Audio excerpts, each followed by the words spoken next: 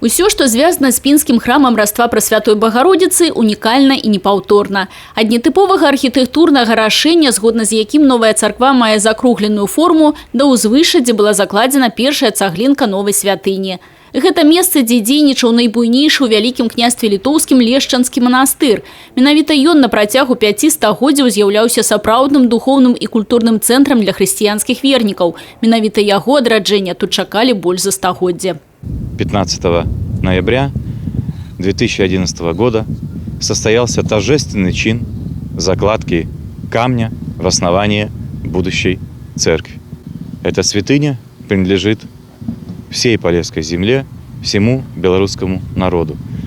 Мы можем теперь смело говорить, что главный храм древнего Лещинского монастыря, который основан по указу самого князя Владимира, крестителя Руси, теперь предстал во всей красе и великолепии. Узвядзенне храма вялося 9 гадоў. Сродкі на адраджэнне пінскай святыні збіралі, як кажуць, усім светам. За недахопу фінансаў будаўнікі мясцовый будтрэст нумар 2 працавалі ў пазыку.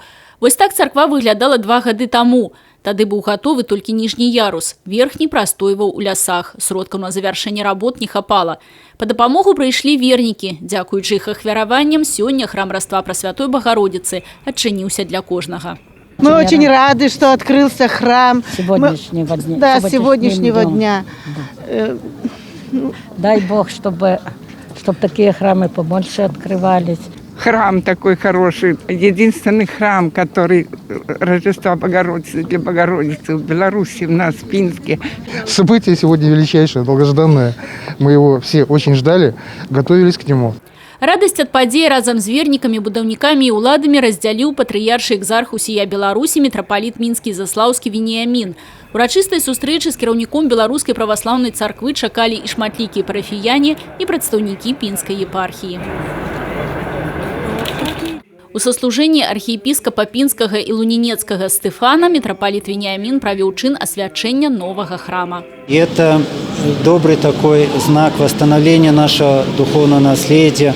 Собралось во множестве народа здесь. Это показывает востребованность строительства новых храмов.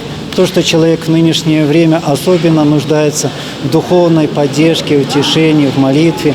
И храм будет выполнять вот это свое предназначение. А главное, восстанавливается историческая справедливость. Пасля чыну вялікага асвячэння ў храме адбылася літургія. У час богаслужэння маліліся аб дараванні міра беларускаму народу і аб спыненні распаўсюджвання эпідэмій.